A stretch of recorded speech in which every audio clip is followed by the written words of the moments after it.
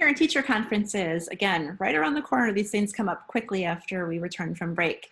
Parent-teacher conferences, our second parent-teacher conference that is set to take place on Thursday, February 11th, as well as Friday, February 12th.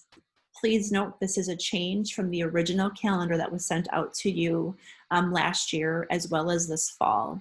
The reason we made the change is because we want to give a little bit more time to meet with parents, a little bit more quality time. So we've changed it to be 2 days. It's kind of going to mirror almost what we did in the fall. Some basics on the February conferences. They are not required. We do require the fall conferences that every teacher does have a conversation with every parent of a student in their class, or at least make that attempt to meet with them.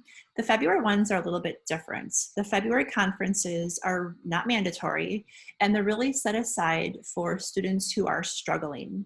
And that definition of struggling is either the teacher feels that the child is struggling either academically or socially or behaviorally within the school or the classroom, or you as a parent feel that your child is struggling in any of those areas, one or more of those areas, and you want to meet with the teacher to see their perspective and to develop a plan to help your child obviously meet these standards and benchmarks in place for students in that grade level.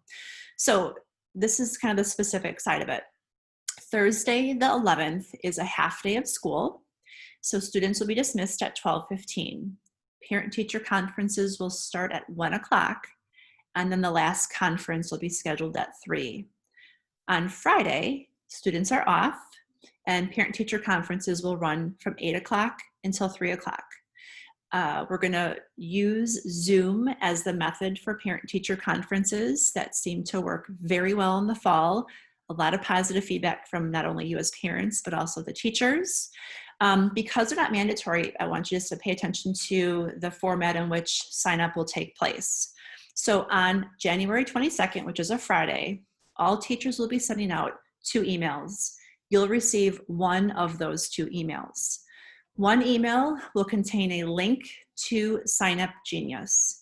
If you receive this email, the teacher will inform you that he or she would like to meet with you because of some concerns with your child, and please follow the link to sign up for a conference.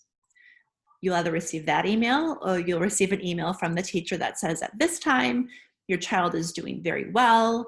The teacher does not have any concerns regarding his or her academic behavior or social growth within the school. If you receive that second email and you feel like you want to meet with the teacher, that does happen sometimes. You might be seeing something at home that's concerning you that we're not seeing at school.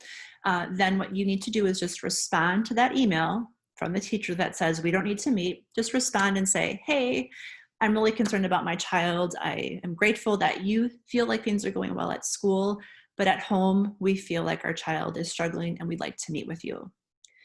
Teacher will then send you the link to the Sign Up Genius and you can sign up for a conference at that time.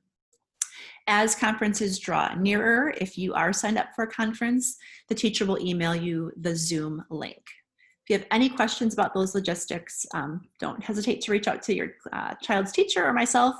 We're hoping that this is a way to make this really concise and to make it, again, open dialogue between home and school.